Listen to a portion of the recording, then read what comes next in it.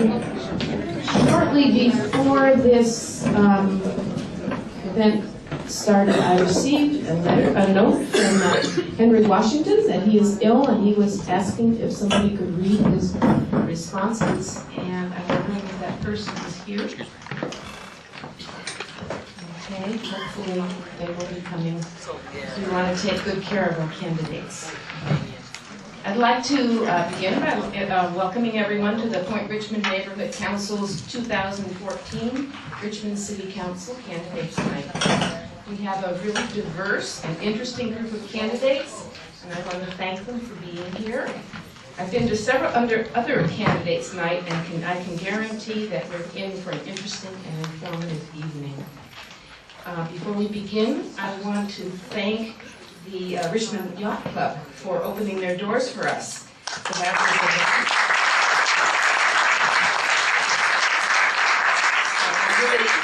I really appreciate their willingness and the great help they've been helping us get ready. So I'd like to introduce the Commodore of the Richmond Yacht Club, Susan Hubbard, and she's going to say a couple of words. Good evening. Welcome to Richmond Yacht Club. We're happy to have you here. We're also interested in hearing your positions. If you haven't been here before, please come again. Just call and ask if you can be a guest of Susan Hubbard's. And most likely I'm around, and come get to know us a little bit. Anyway, welcome. We call this the Richmond Riviera. Richmond is such a great place, and the Point is great, and we're happy to have you here. Welcome. And thank you, Antonia. And thank you, Club Manager Antonia, for being here. Okay, before we start, I'd like to introduce myself and the other officers of the Neighborhood Council. I'm Margaret Jordan. I'm the president of the Neighborhood Council. And Megan Bleckenshire right back there is our first vice president and our sergeant in arms, and she's very strict on timing. Charmaine Tyler is our second vice president. Noelle Harmon is our secretary. Gary Hurlbut is our treasurer. And Jeff Lee and Catherine Dienst are at-large board members, right over there. Okay. So our agenda for tonight. We're going to begin with 2-minute opening statements from each candidate. After this, we're going to ask each candidate to give a 1-minute response to 3 questions that come from the board that we believe of our importance to our residents. We sent these questions to the candidates ahead of time because we wanted to have their best responses. We'll take a few, after the 3 questions, we'll take a few questions from the audience directed to specific candidates, and we will close with 1-minute closing statements from the candidates. So, yes? Luther, could you turn the mic down just a little bit? Okay. We got you, Okay. So, Margaret? yes. Can you hold, if council people or candidates are coming in late, can you hold them back there until the speakers have spoken so we are not interrupted in the middle of our presentation? Okay, you mean when people come in, you want me to... If they're late, yeah. Okay. Because it's very distracting. All right, so somebody standing back there in the back of the room could... Antonia, that would be great. Thank you so much. Antonia, I'm sorry, I don't remember her last name. But Antonia is the person who's responsible for helping us set this whole thing up. So, thank you, Antonia. And now we're going to Okay, so we are going to begin with our 2-minute opening statements. We will go down the row here in alphabetical order, and at request of some of our members, we have put our 3 candidates for the 2-year seats separately, so people will understand that we have a certain number of people running for 4-year seats and 3 people running for 2-year seats. So, with that, let's begin. This is the 2-minute opening statement from the candidates, and we'll start with Javanka, and I'm not even going to say anything in between. Let's just keep it. Okay. Well, good evening, everyone. My name is Javanka Beckles, and since I've been elected, I have been committed to representing the needs of working people small business people, the unemployed. One of the big issues in this election is going to be whether Chevron is going to be able to buy the city council. I believe big business, big money pollutes our democracy. It pollutes our politics. I refuse corporate and developer contributions so I can represent you, the people of Richmond. Because since we've had progressive leadership on the city council, Richmond has improved greatly. We've reduced crime dramatically. We've increased the minimum wage. We've stood up to help those facing foreclosure. We have stopped driver's license checkpoints, which unfairly targets the immigrant community, and brought the municipal ID to Richmond to assist those who have been discriminated against because of their immigration status. We passed ban the box and stood up in order to ease the re-entry of those individuals returning from incarceration. We stood up for the rights of the LGBT community. We supported efforts to give the youth in our city a voice. We stood up for clean air and a sustainable environment. Thanks to our community allies, we have passed a modernization project that's less polluting than originally proposed. We brought MCE to Richmond so that we're able to use sustainable energy much more as a source throughout Richmond. But of course, there's still much more work to be done, and I'm ready to do the work. We continue to make livable, walkable communities with our parks, our good schools, safe streets, both for our residents. I ask that you for your support because I'm here to listen to you and do what you want. Good evening, everyone. My name is Al Martinez. Al, could you stand? Sure. Request that people stand. Okay. Good evening, everyone. My name is Al Martinez. I'm running for the 4-year seat for City Council. I have represented you in the past as your postmaster here in Richmond for over 12 years. Additional to that, I've been a police officer before that, right here in the city of Richmond, where I represented you and I protected you. And my issue is public safety and to bring businesses to Richmond. Public safety is number one. We need to maintain and sustain the safety that you have and that you acknowledge right now in Point Richmond with the businesses, the yacht, the shoreline, the parks, and certainly the residents behind me. We need to continue doing that. Once we establish that and sustain that, then we can open it up to businesses that will be lucrative for them to come and establish their businesses here to bring more money to Richmond. I'll be that champion. I'll be the one that go out front and to put our interests out there once Richmond has sustained that safety. Right now it's quasi out there. They don't know if they want to come here. They're looking to see if it's going to be safe enough. Well, I stand here today and say it is safe. And I acknowledge that. I know what the police department, the fire, and the EMT, what they're doing out there, the first responders.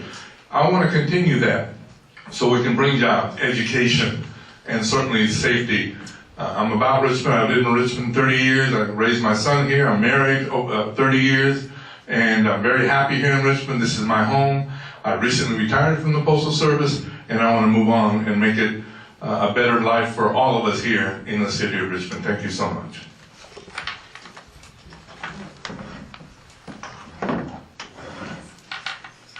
Good evening. I'm Eduardo Martinez.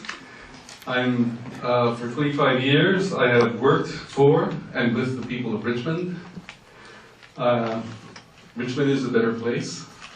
And I've lived with my family in Richmond Annex since 1993. For almost 20 years, I've taught in Richmond schools. I now serve on the City Planning Commission for the Point Richmond Citizens Advisory Board, and I am the chair of the school district's Community Budget Advisory Committee.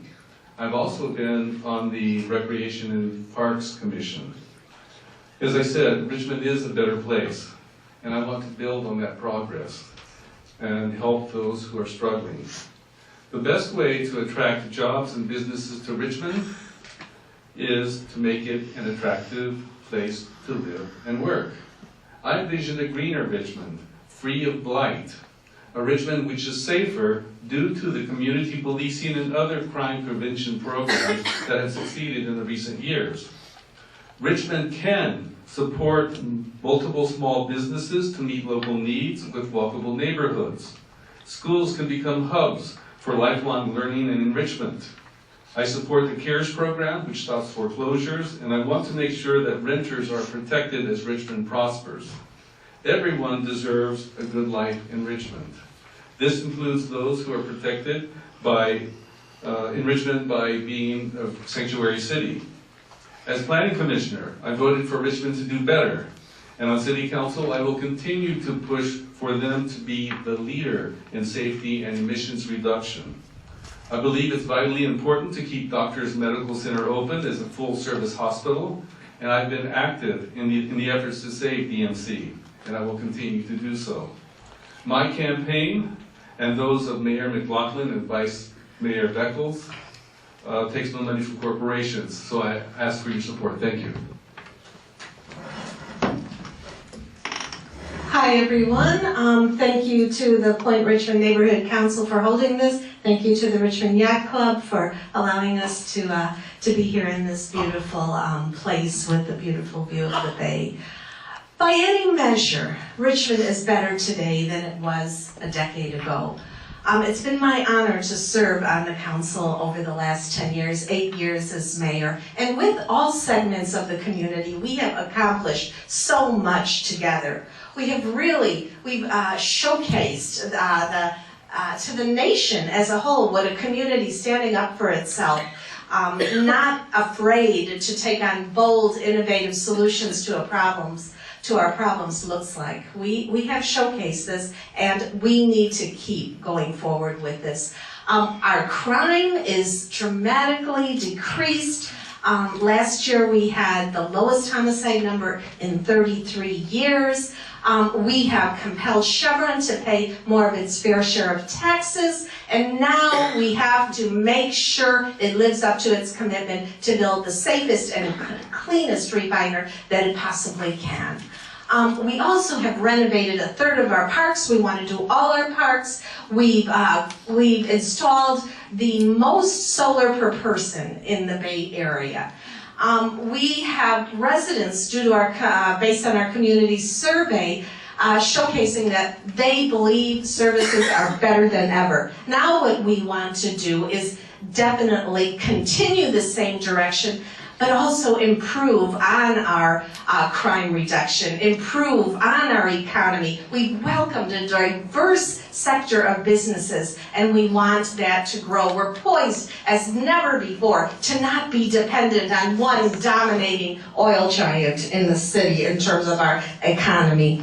We want to build those community schools, and we know we're up against some powerful special interests, but that is not going to stop us. Thank you.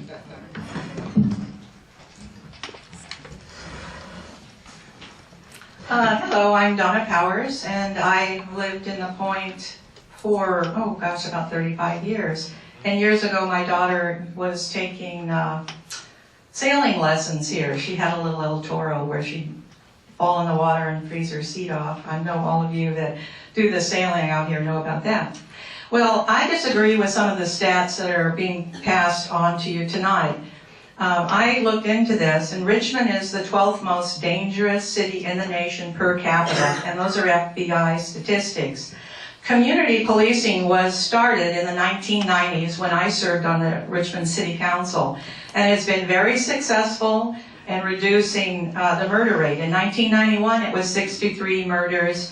Crimes are going down in Richmond, however, we still are the 12th most dangerous city in the nation. And when Richmond has layoffs, which I expect they will because we have a very large deficit and no plan for solving that, I will not be laying off police officers. Richmond city budget is the second most important thing in the city that we need to address. In my opinion, Richmond is facing, and I like this, I came up with this, a fiscal tsunami. We have over a $7 million deficit. We have an underfunded pension liability. We have the highest taxes in Contra Costa County.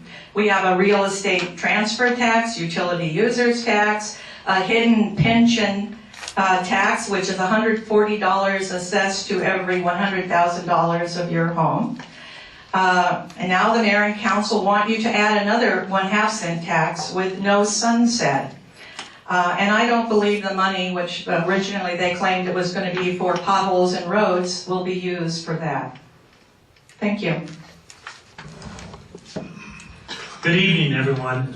Thank you for being here tonight. I appreciate everyone putting this program together. It means that you have an opportunity to hear all the candidates and to be able to have your questions answered.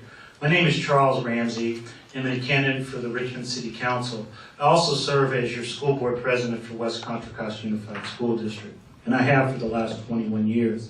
I can tell you that I'm an individual that really works hard to make a difference and to do things. I have a proven track record. I remember in 1994 when I first got on the school board, we were about to close Washington Elementary. It was part-time, no students were going there, and it was seen as a school that should be closed. Well, guess what? 20 years later, it's one of the most attractive schools in the whole district. They have a dual immersion program. There's a waiting list to get into school, and we rebuilt the school to where it is now. Everyone's proud of Washington Elementary. I lived here myself in the Point between 1991 and 1994, and actually started my own law office here when I began in 1991, so I have a lot of fond memories. You hear a lot of issues.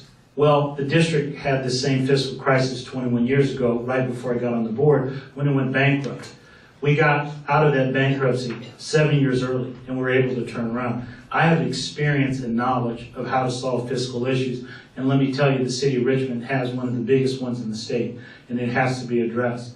I disagree. I think Measure must be passed. I'm a person who's passed 3 parcel taxes for the West Contra Costa Unified School District so we could keep class sizes low, be able to keep schools safe, and to be able to make sure that we have the programs necessary to educate our kids. We can't afford to lose services in the city, and I believe the house and sales tax is vital and critical to making sure that happens. So I really encourage all of you, whether you vote for me or not, to make sure you take care of your needs and take care of the interests. So I really value the opportunity to speak tonight and to be able to share my thoughts. Thank you. I'm Jim Rogers. I want to first off thank the challengers here for having the intellectual honesty to agree that things are getting better. It's not that common. Usually challengers claim things are really bad, and I appreciate their honesty in that. Things are better. Homicides down 2/3. Our unemployment down about 35%. Our pavement management index pothole repair is better by about 30%. And we saved the schools, working with Mr. Ramsey on the school board and his colleagues, Kennedy, Grant, and Melinda. So we are making progress, we are moving forward. But I've not just been up voting the right ways on Tuesday night. I've been doing the behind the scenes work. We brought in the ONS, the Office of Neighborhood Safety, we brought in a lot more police, job training. Why were we able to do that? Because we passed 2 taxes where I spearheaded the effort to pass the taxes. About $15 million a year, almost all of it paid for by people who are either very rich, very out of town, or businesses like Chevron. We're now doing Measure U. Most of us up here support Measure U. I'm the one that's doing the campaign, raising the money, filed the ballot argument, putting the campaign together, getting endorsements like Rosemary Corbin, who's also endorsing me, and doing the behind-the-scenes work. So we're all going to come up, we're all going to say good sound bites, all that kind of stuff, and that's all good. But what I have in my background is I'm the person who's behind the scenes making these things happen. And I want to keep doing it for another 4 years. We have the chance to keep Richmond moving forward. Yes, we are still a dangerous city. We're never going to be mistaken for Blackhawk. That's true. But we are on the right track, and we're there because some of us in the council are working with our residents, and we are moving forward. We're making progress. I was pleased to get the paper's endorsement today along with Councilmember Beckles, Councilmember Myrick, and Councilmember Butt. Very pleased. They said I was independent. I am. I'm not part of Team Chevron, not part of Team Richmond. I'm independent. I think for myself. I talk to people. I make my own decisions. And I am one of the reasons why we have been moving forward, and I humbly ask for the chance to keep doing that for another 4 years. Thank you. Good evening, ladies and gentlemen, and thank you to Rick Yard for having us out tonight and Point Richmond. My name is Corky Bouzet, and of course you know me, you read about me in the paper, you see me at City Council, and I want to call myself Mr. Transparency because I'm the one who's willing to step out and make sure that you know what's going on with your city. You heard the people here say that they're sick of Chevron, they want them out of town, but let me just be real clear with you. Most of you have family that retired from Chevron. Chevron pays 37% of our budget. This is one thing that this council's not talking about, is the budget at the city of Richmond. I was the first and only person to vote against a non-balanced budget. Not only this year, but the last time also. We're kicking the can down the road. I agree totally with Councilperson Donna Powers, or to-be Councilperson Donna Powers, because the other night you saw me once again. J.L. Myrick jumped all over me about Measure U. Ladies and gentlemen, I will not vote for a tax that does not have a sunset clause. Basically, you're saying this city will never, ever move forward. Without a sunset clause, you don't get a chance to look at the taxes again. That tax is on you forever. If you live here and you look at your tax measure, then you come back and look at it and think about what I'm saying to you. The other thing that I want to talk to you about is that ugly eyesore there. They want to beat up on me for having my clothes clean because in China, we put together a project, there's a $200 million project that's going to change that area. Now, some people here don't like that, but let me tell you about that. That's going to raise the value of your properties here, and you're going to have input on what's said. So I'm hoping that you won't listen to the antics about how terrible Corky is and look at what I've done. You know, Point Richmond has always been my #1 voting block across the whole city of Richmond. I hope I can maintain that because basically I'm the guy that's willing to step up to the plate and tell it the way it is. Most of the people on the city council want to play their little political games. Think about this, lady. The budget is #1. Thank you. Good evening. Thank you everyone for having me. My name is Anthony Career and I'm running for the 2-year seat on the city council. I've been in Richmond all my life. I was raised in Richmond, born in Martinez, came here three days after that, and boom, here I am, I've never left. I've raised my 4 children with my wife of 25 years. 3 of my kids are going on to college, 1 has graduated. I have an 11th grader at home with me. And we live on the south side of Richmond, off Cutting Boulevard. And I enjoy my city. I had plenty of opportunities to move away with all my friends and hey, come move next door to me, there's a big house in Antioch. Never left. Stayed on South 27th Street, and I enjoy it right now. I'm running for city council so that we can make a change here in City Richmond. There's things that we all know about. No more secrets out. The internet has all that covered. So we're looking at budget crisis, management issues, and all kinds of stuff. And I want you all to look at me. I'm new, I'm here, and I've been here, and I'm not going anywhere. If you don't vote for me this time, you'll get another opportunity because I'll be back around.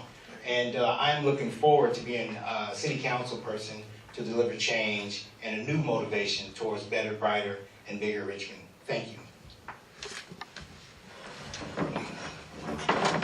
Well, thank you all and good evening. And again, thanks to the Point Richmond Neighborhood Council and all of you neighbors for being out here tonight and giving us the chance to share our views with you. My name is J.L. Myrick, and I've been honored to spend the past 2 years serving you, the people of Richmond, on the City Council, and I look forward to serving you for an additional 2 years. There's a lot of issues that are before us right now, and one of the things that, when we talked 2 years ago and I spoke to you, I actually presented a very ambitious program that I said was necessary to make sure that we invest in our young people and give our young people a leg up, where I wanted to make sure every young person who lived in the city of Richmond had money for college. Today, that program is a reality. It's being funded by Chevron to the tune of $35 million through a recent community benefits package that we worked out with them. What I've done over the past 2 years is I've shown the ability to get things done. And I've worked with each of my colleagues, and I will continue to work with each of my colleagues in order to do that. And that's what we need on the City Council. Now, what I think, there's a lot of issues that we're going to discuss tonight. The budget is an important issue, and so is crime and a whole lot of other things that we discuss. But what's really important that overarches all of that and that we need to deal with in order to deal with all of that is we need a City Council that's professional. We need a City Council that is serious, professional, deliberative, legislative body. And we don't have that right now. And we can have it very simply. And that's what I think is the major issue of this election. How are we going to get to a place where civility rules the day in our council meetings and where we are professional. That's what's going to bring businesses here. That's what's going to make people want to invest more in the city of Richmond. And that's what's going to allow us to get major projects done. So I hope you will support me. I'm proud to have been endorsed, as has been stated by the Contra Costa Times, as well as the Democratic Party, the Sierra Club, the Labor Council, Building Trades, and so many others. And I hope that you will continue to support me as well, so I can continue to work for you, so we can get things done for the people of Richmond. Thank you. Thank you all to the candidates. While the candidates were giving their opening statements, Sabrina Saunders came, and I think I mentioned earlier that Henry Washington is ill, and Sabrina is here to read his opening statement and then the answers to his answers to the 3 questions that were posed ahead of time. So Sabrina, you want to come up and do that now?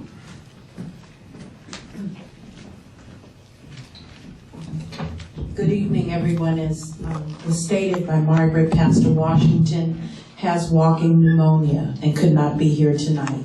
So we ask that I read these statements in his absence. Please forgive my absence tonight in that I'm very much under the weather.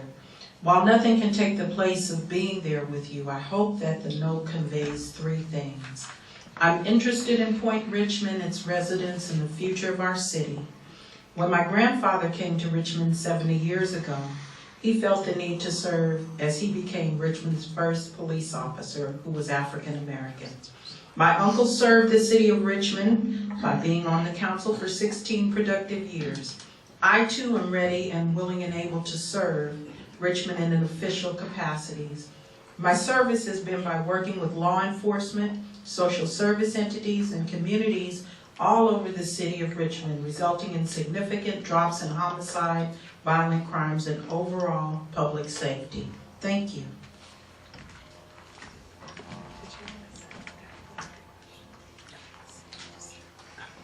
Okay, so we're going to move on to our 3 prepared questions, and Noel Harmon, one of our board members, will be taking care of that part of the program.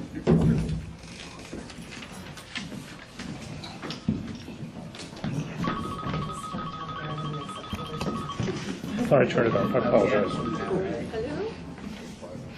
Thank you very much for coming this evening.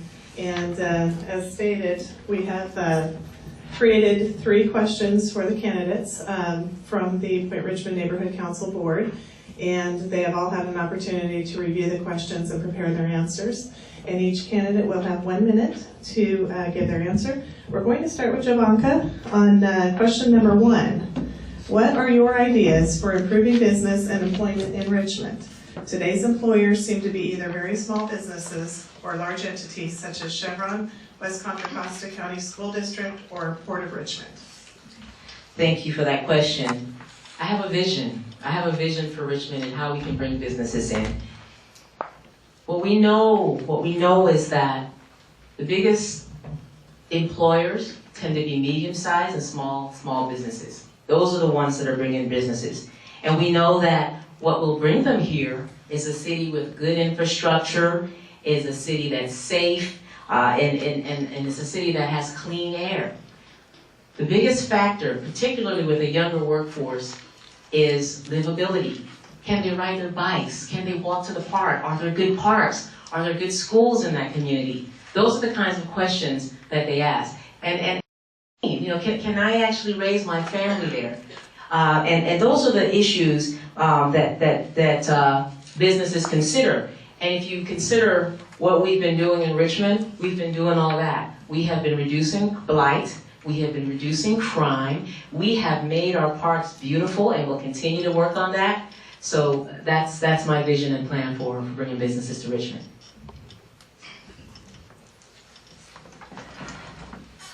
Thank you. It's a very good question. Business folks are like you folks.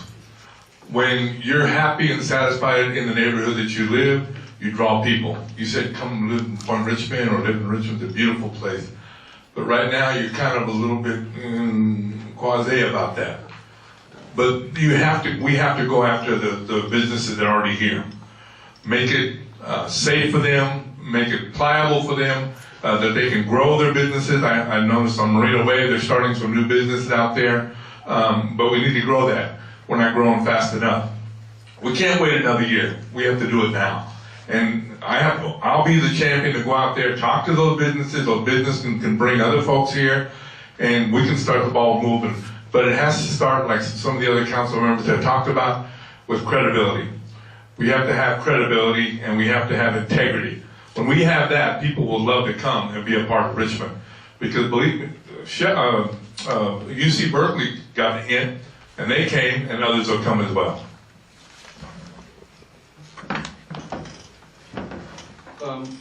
Our country at large is still in a great recession, and we're not immune to it, but we have moved forward. As Mr. Rogers said, unemployment is down 35%. That says that we are moving in the right direction. We need to make our city clean and attractive and safe. So we get rid of blight, and we do that by building infrastructure and taking out all those empty lots, empty buildings, and putting businesses in there. Point Richmond can serve as an example of how Richmond can diversify its economy by developing neighborhood nodes, attracting cultural and professional interests. Point Richmond is an example. And we can do the same thing in other neighborhoods in Richmond to expand the cultural diversity of our city and make it attractive to bring people here. Yes, thank you for the question. Richmond actually has been doing quite well in terms of improving our economy. We have had about up to nearly, I should say, 8,000 new jobs since 2007. That's brought in by thousands of new businesses, diverse businesses, high-tech businesses, food businesses, health-oriented businesses, service, retail. We want to expand, and we need to expand that diverse base. And we can do it in many ways. We can do it by building alliances and associations of small business owners. And we can do it by having a state-of-the-art website at the city. And I've been working on that for a while now. There's if you look at teamrichmond.net, there's a whole economic plan that many of us put together that puts out there some really concrete ideas for how we can draw businesses in. But quality of life is the biggest draw for businesses, and that's something that we're improving all the time in Richmond.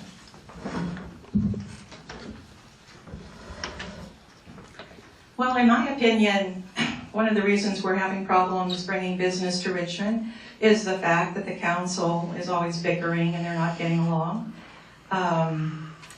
A lot of them have negative value judgments on a lot of kinds of businesses.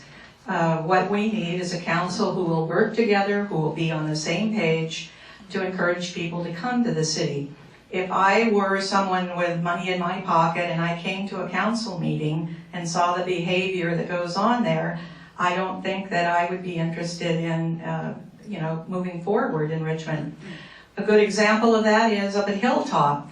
The community up there and the business community wants a very high-class digital signage there to get people, 250,000 people off the freeway into the Hilltop area. And presently, you have no support, apparently, no support on the council or the planning commission. I hope that changes. Thank you.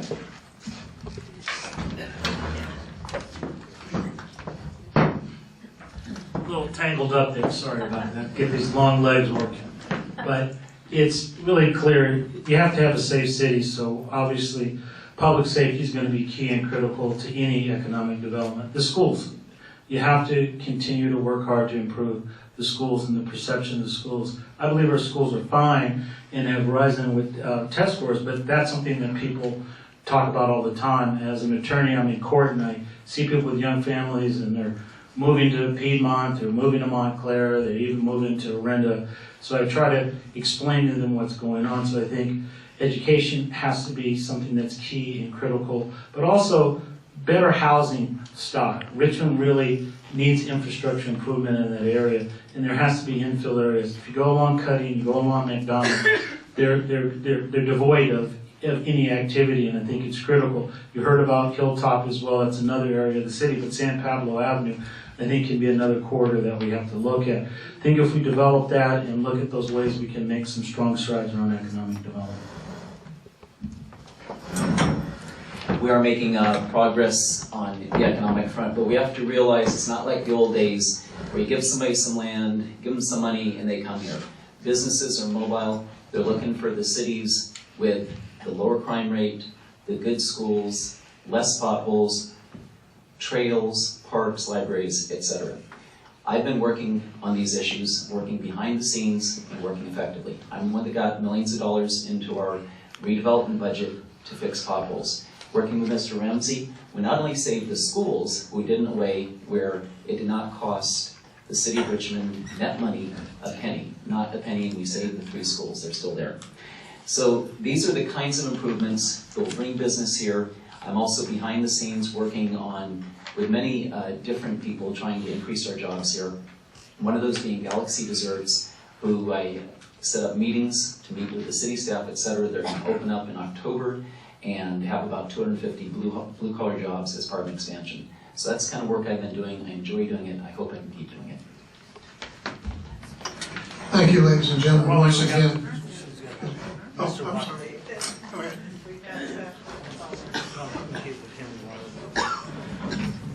Thank you, Councilman Jose.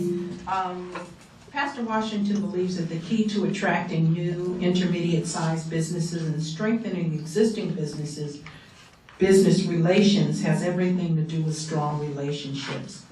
I believe that a more cohesive council with will both foster the confidence of the city's residents with their elected officials and show the strength of a united city worthy of bringing in new business and partners.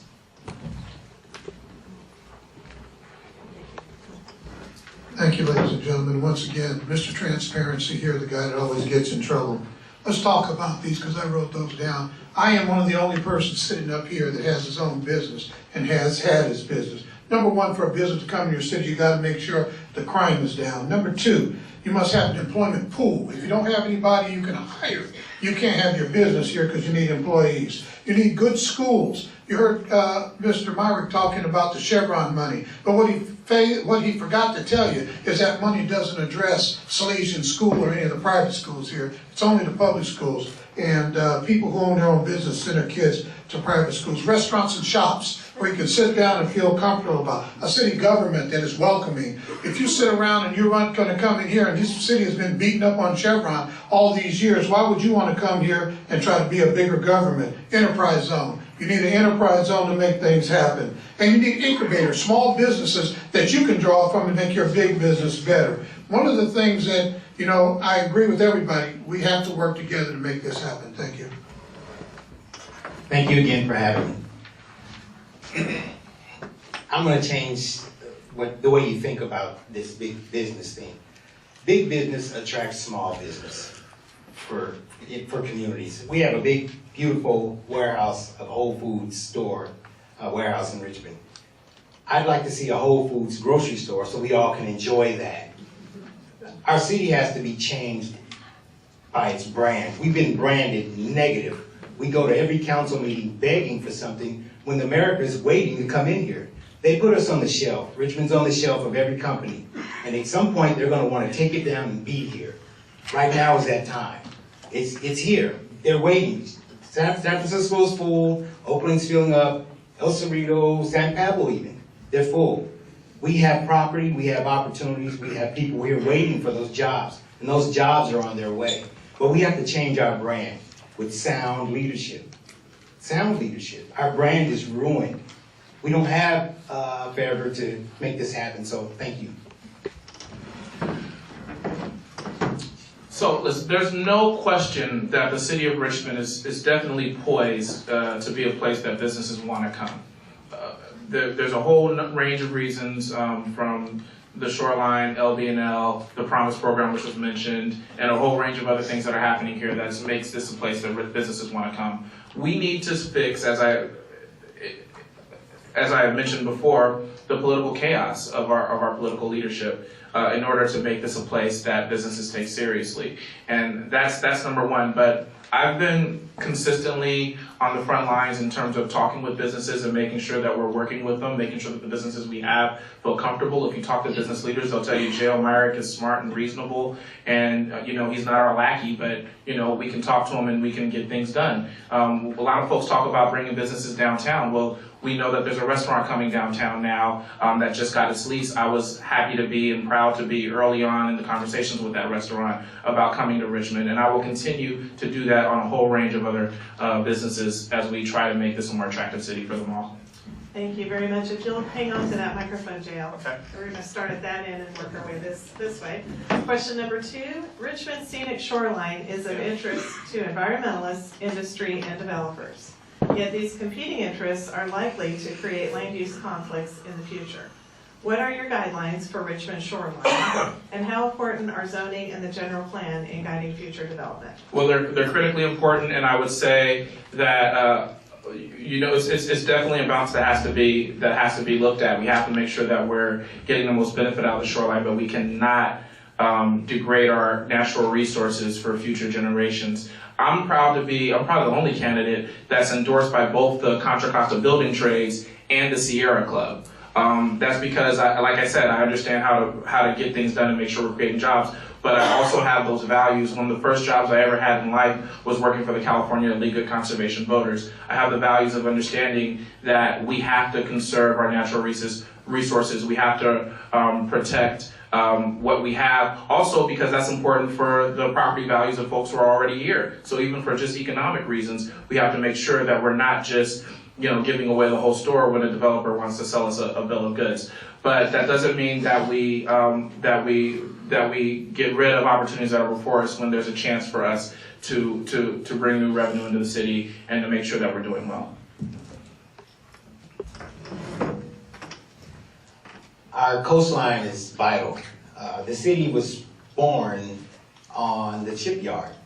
So our coastline and our environment is very, very, very important. The zoning laws are going to help us create zones for all kinds of business on here, and it will also help us to preserve our environment and our beauty that we have here. It's beautiful. I don't get back here enough since I've been married 25 years, and me and my wife used to come and walk the nights away back here, and we love it. But again, to bring businesses here, we have to have a zoning situation. We have to have a better brand.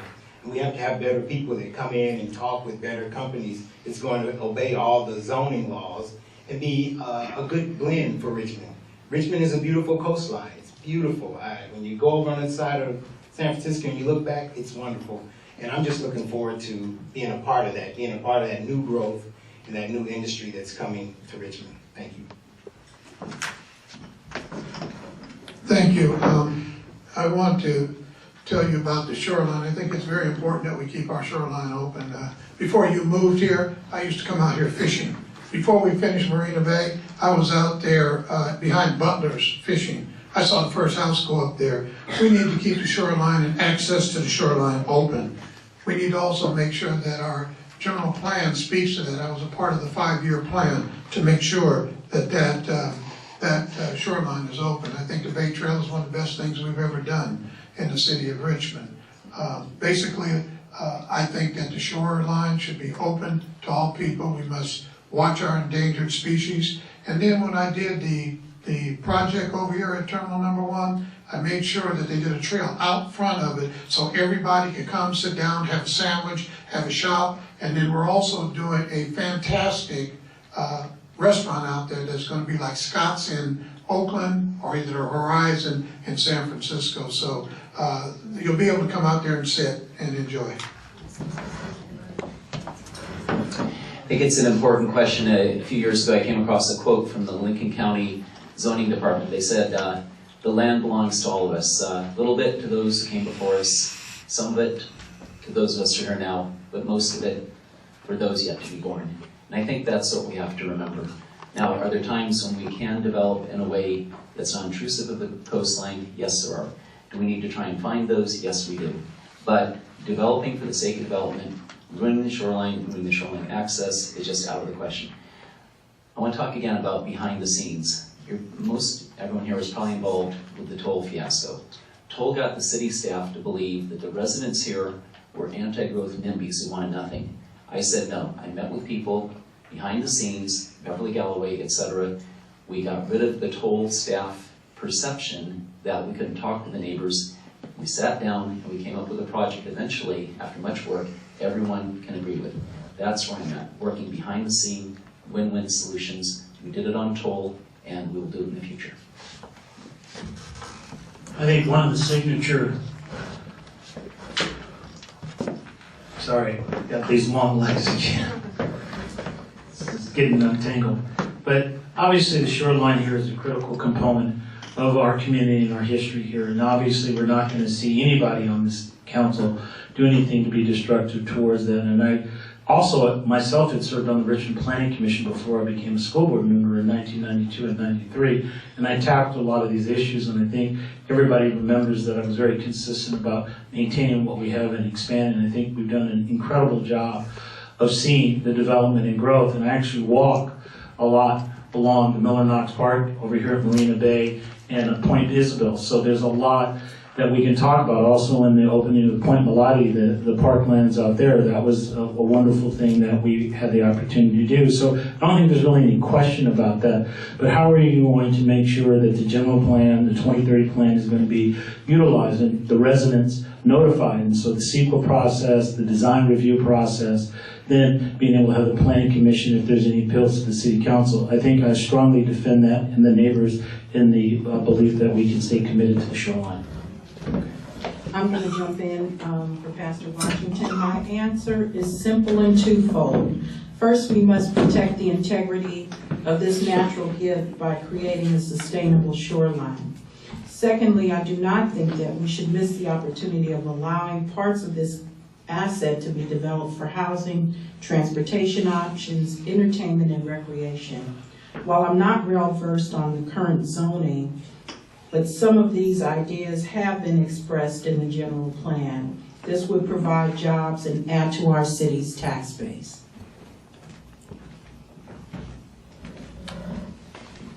The general plan is always a very long process, and people in the community are always given an opportunity to participate in that.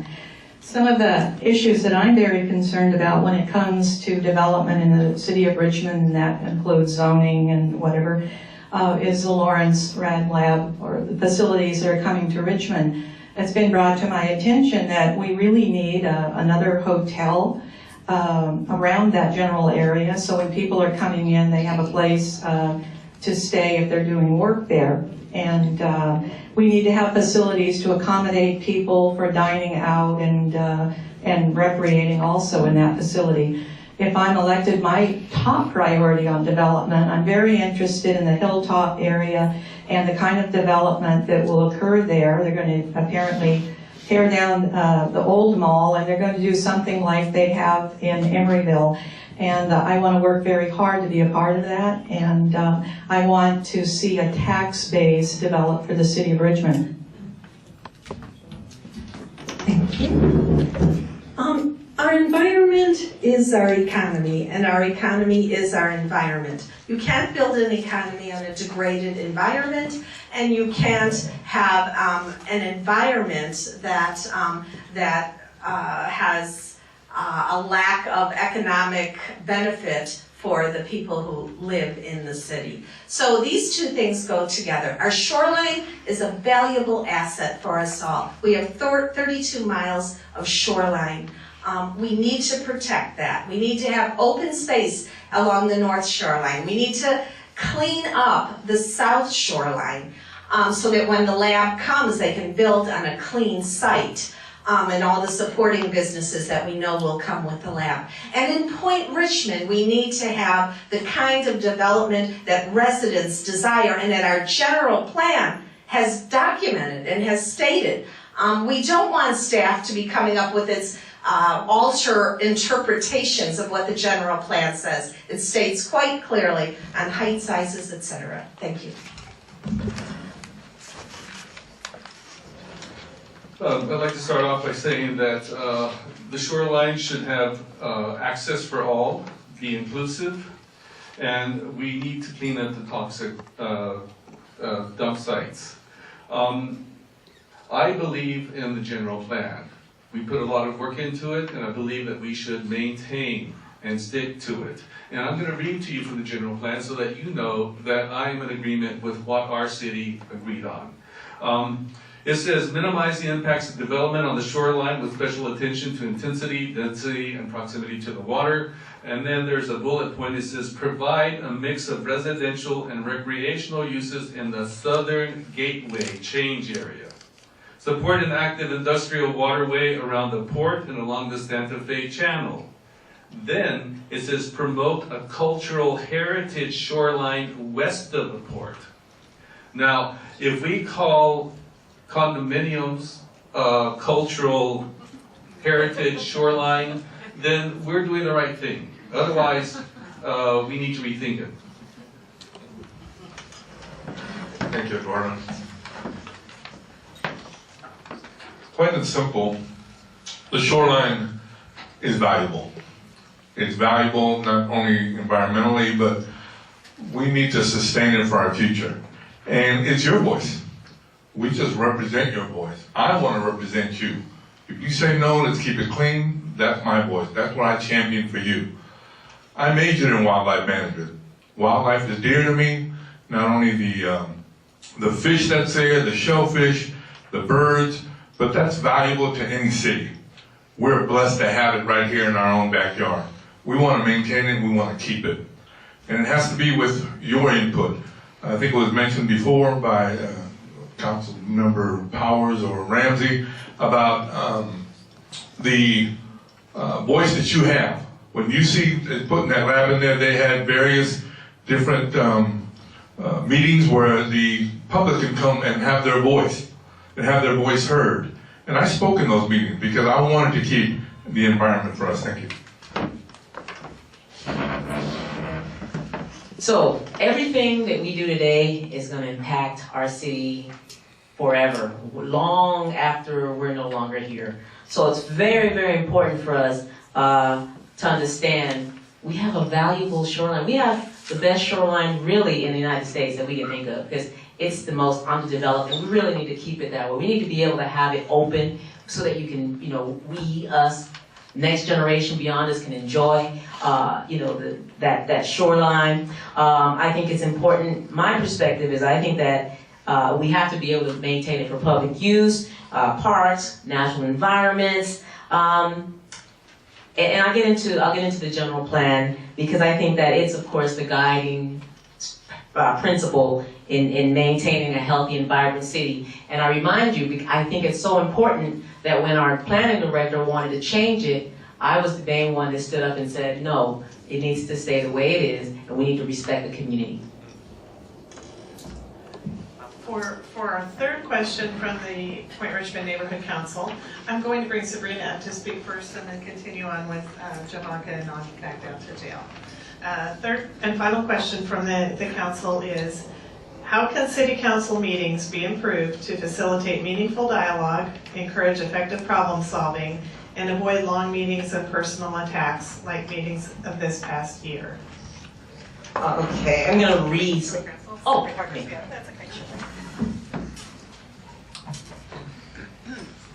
City council meetings can and will be greatly improved by voting for Henry Washington for city council. I vow to bring a level of decorum and professionalism to the seat because Richmond deserves it. And no single individual's personal agenda should be allowed to take precedence over city business. I believe this all boils down to self-respect and respect for others.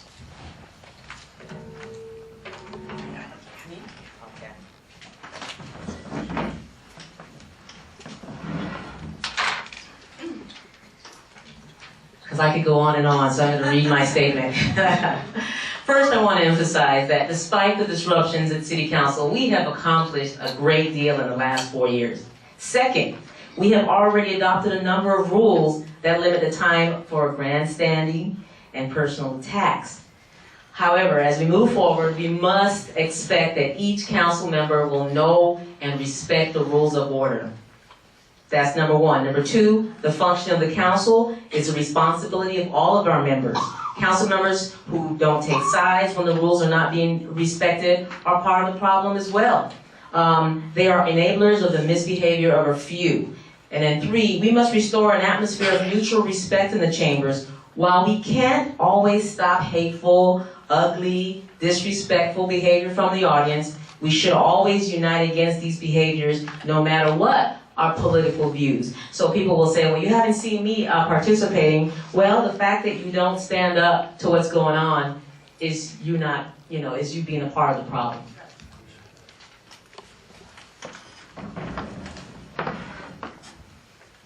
As an organizational leader for over 30 years, I know what it takes to be a leader that leads by example and that is the example.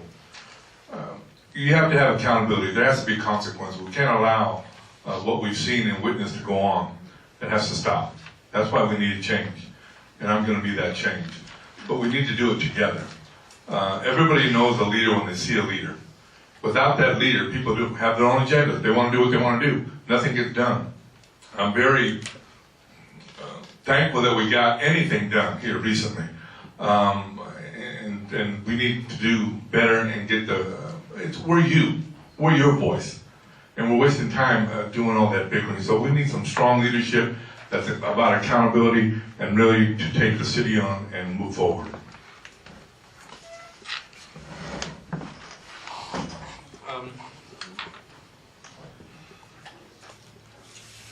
City council meetings can be improved by electing a city council that knows how to follow protocol and that will respect the chair.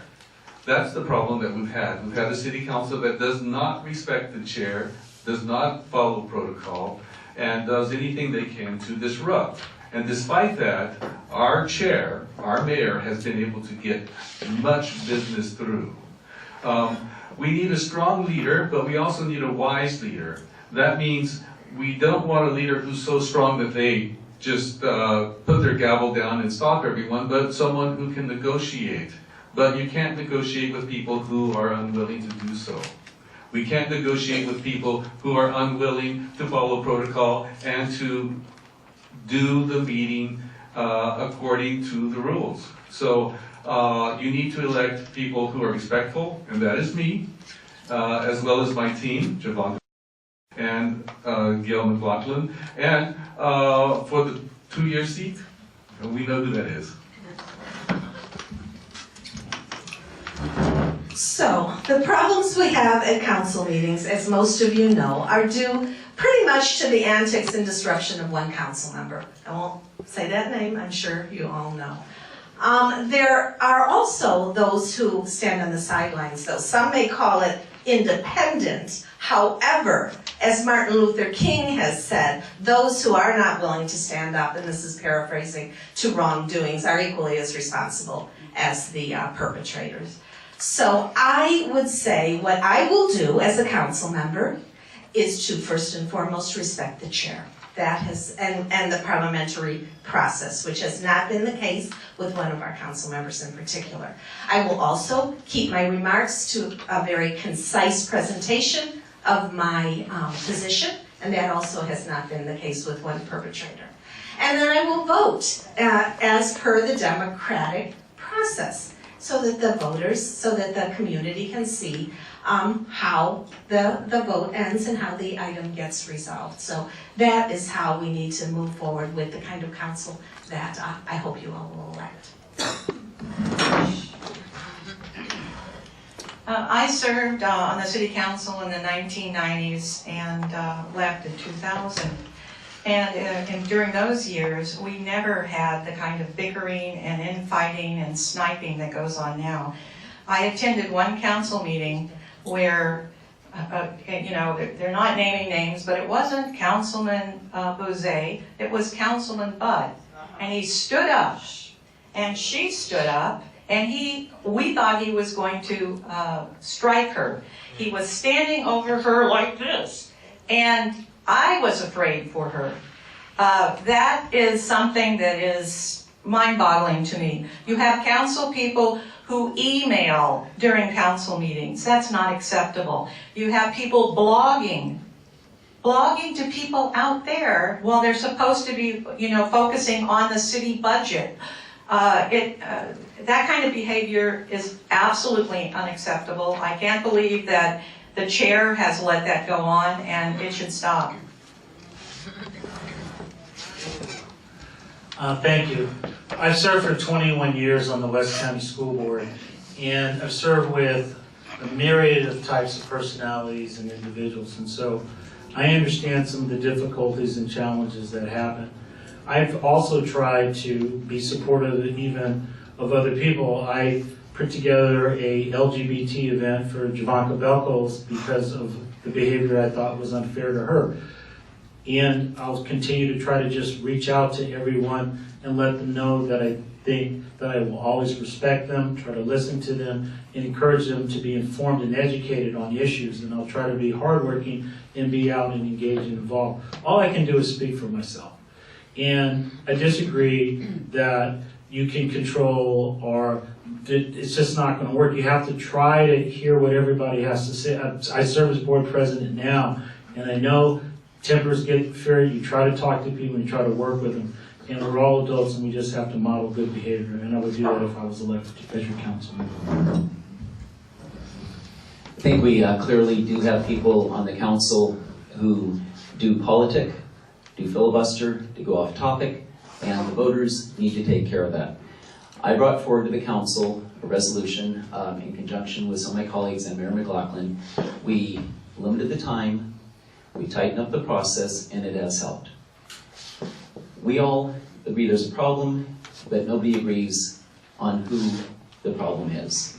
And I have not been that problem. And in fact, I'd like to give the audience a second. If anybody has one time when I've responded in kind, made political attacks, filibustered, etc. at the council meeting, I'd just like to give you some of my time so you can tell the audience about it.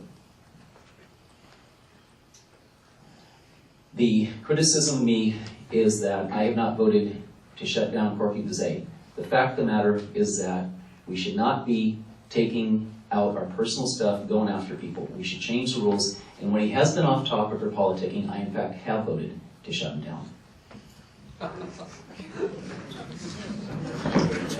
Okay, I'm the bad guy. All right, well, let me just tell you one thing. Every meeting I've ever been to, I have been elected chair of that meeting, except for the Richmond City Council. And I've done a very good job there. We need to put our personalities to the side. You can point your finger at me, but let's talk about what am I trying to bring forward to the people. And that's who I represent, the people. But when we have a council person that refers to African Americans as the N-word at a council meeting at 9:20 when we're trying to do the budget, when this person Beckles calls white folks crackers and says, I hope crackers die, and if you think that I'm telling you a tale, look on the email, because she put it on the email at 9:02, and then she referred to the audience as ignorant, and if you remember, she wrote a letter of apology, and then she turned around and did it again. The mayor has to take control of the meeting. The mayor's kicked out all of the union people. In 35 years I've been dealing with the Richmond City Council. I have never seen that council emptied by union people. It was full because she couldn't deal with them. It's about the leadership. That's what it is. Blame me if you want to. It's okay. Thank you. Hello.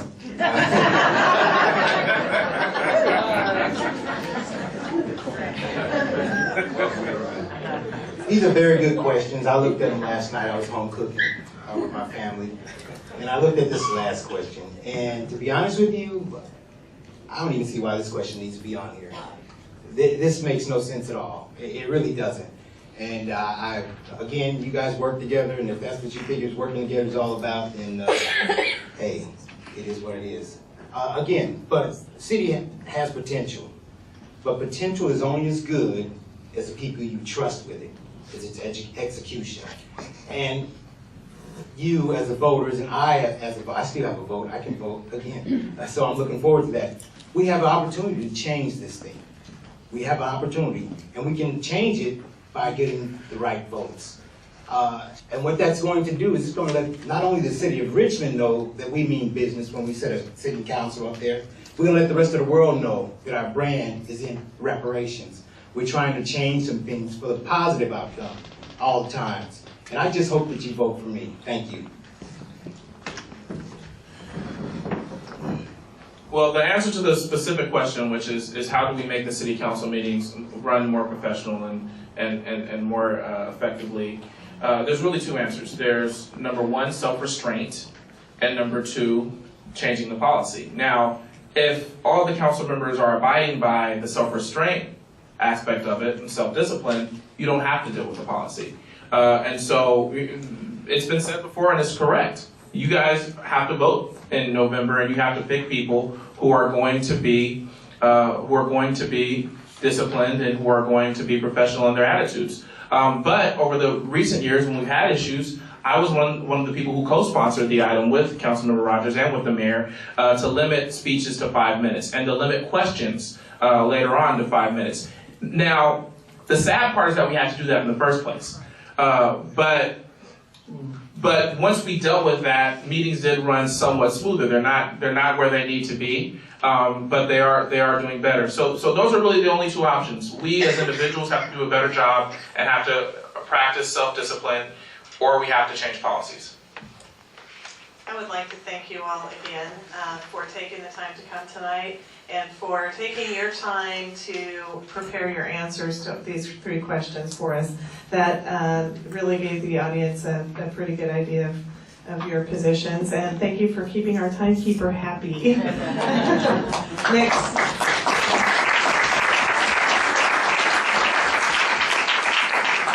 Margaret Gordon will come back up and facilitate a few questions from the audience that are geared to specific council candidates. Okay, we have Gary and Charmaine will be running around like crazy with the microphone. We are ahead of our schedule, which means we will be able to have more questions, which is great.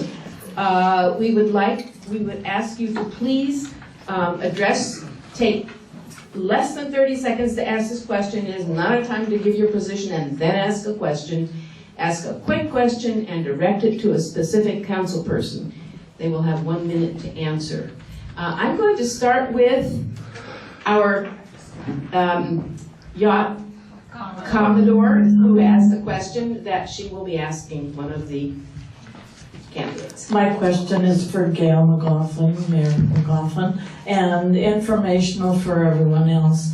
Richmond Yacht Club incorporated in 1932. We're a business. We employ people in the city of Richmond. We're a charitable organization. We're an escrow for a small piece of property, less than an acre, 0.72 of an acre. There is a 1917 easement on it that the city of Richmond has so far not released the easement so that we could close escrow and make our payment and have the property. So I'd like to ask you to look into it and your position. Yes, it's clear that is a piece of land that there is an easement on, and it could be very well bought by the yacht club, and I will definitely advocate for that. I know there is some developers seeking to purchase it, and that the staff is interpreting the zoning or the way that the records are saying in a far broader way than it should be interpreted somehow, that it would go with the developer because there's some transportation way of interpreting this, when in reality it simply is an easement, and that does not mean that it could be interpreted in a broader way. So I understand that. I will bring it to staff's attention, and I will definitely advocate for it. I know the yacht club could use a broader level of parking, and I think it's a great asset to Richmond. Thank you, Mayor. Okay, I'm going to go around like this, and I'm going to go to Steve Birnbaum, and then I see the hands, and I will get you in the back there, but not yet. I'm Steve Birnbaum, and I live in Brickyard Landing. And I'm addressing this, I guess, to two of the candidates, Mr. Ramsey and Ms. Powers. Every day it seems that I'm getting more and more mail, political mail, that seems to be financed by Chevron. How can I trust you to be independent of Chevron if it seems as though they've been chiefly financing your campaign? Well, I hope I have more than a minute to answer this. You don't. Well, first of all, in the 1990s, I never had any connection with Chevron, and when they were trying to get a permit approved, I went before Chevron on my own without any council direction, and I hustled about $4.5 million out of them. I know they've got to hustle $90 million, but 20 years ago I got it, and I got it for the Center for Health in North Richmond and some community benefits then. Presently, I think they're supporting me because I haven't had meetings with them asking them to support me, probably because I'm reasonable and I'm responsible and I'm a reliable person. They knew from my reputation when I was on the council 20 years ago. And of course, I would always hold their feet to the fire and expect them to have the best refinery and the best safety record they possibly could produce. I think that's a good question, and I'm glad that it's asked. I think it's fair, and I want to answer it. One, first of all, I'm my own person, and I have a record, and people have seen me for the last 20 years. I'm also a person that supported the soda tax against big business. I was the face of that, and I was the first one against anyone else of elected African-American officials. I was out there supporting the soda tax. And I've actually raised my own money, and I'm puzzled that I'm learning about the city of Richmond. If you go look at me, I've raised my own money, $100,000, to be able to spend from individuals. I've actually worked. I haven't had a chance to spend it because I get the same mail, and I don't understand the amount of mail that's coming because I didn't ask for that kind of support. And I'm struggling with it because I'm trying to show you that I've worked hard to earn the respect. And when Chevron came, the RPA came to the school board and asked us to support a resolution against Chevron for their appeal of the assessment. I led that effort and voted with them to make that happen. So I think my record's been consistent about being an individual who vote on the merits of an issue. Thank you. All right, I was going around. There was somebody in the way back who wanted to ask a question. Why don't we go with you, sir? Since we seem to have changed our procedure to ask two people, I'm going to allow that to continue. Okay. Well, my name's Rocky Saunders, and I'm interested in emergency response and emergency preparedness. Given the two proposed large developments on this side of the hill, battery just went out.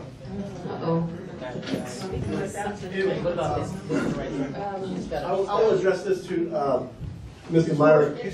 Oh, there it is. Okay, it's back. Mr. Meyer, simply because this side of the table hasn't gotten much activity over here. So, Mr. Meyer, when you're elected, if you're elected, what are you going to do to ensure that we get the proper emergency preparedness and emergency response on this side of the hill, given the expansion, possible expansion of these two large developments here? Yeah, that's a great question, and I think I've through work that I've done with the state level with Assemblymember Skinner and in the past, I've actually worked on that issue and trying to make sure that better emergency response systems are created throughout the county and throughout the East Bay. But you're absolutely right that it is something we need to look at, particularly as the Terminal 1 project and other projects come online, to make sure that we're prepared for everything. You know, I think of even, you know, this is a small thing, but even with the rain last night, some of the power went out in parts of Richmond, and we saw how, you know, things could be, even we had a public safety meeting this morning and things there weren't ready to go when they usually are because you had power outages. So long term, we have to make sure that we're thinking about it. We have to make sure that we're looking at different areas that have better systems and seeing what we can copy and what we can use. I've had conversations with different folks who have different ideas on how to do it. You also want to be careful because you don't want somebody who's just trying to sell you something and you don't want to just buy that for the city. But you also want to make sure that you're looking at what models have worked and how you can translate those here in Richmond.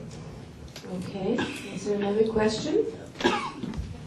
Yes, over here in the yellow, and then. My name's Dennis Dahl. My name's Dennis Dahl. I live in Marina Bay.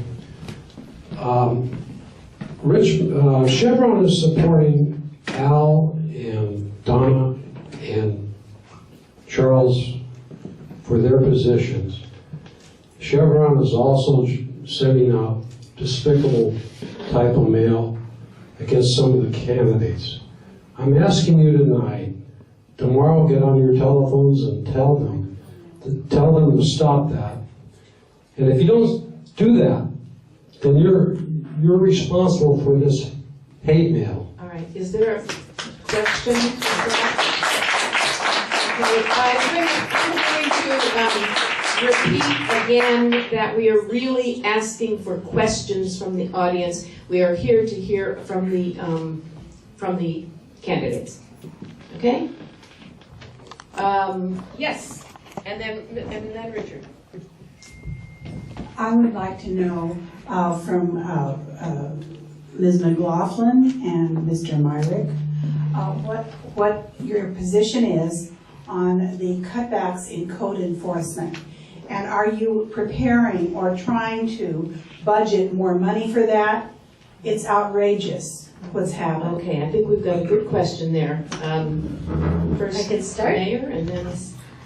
First of all, we did not cut back on that to the level that was suggested originally.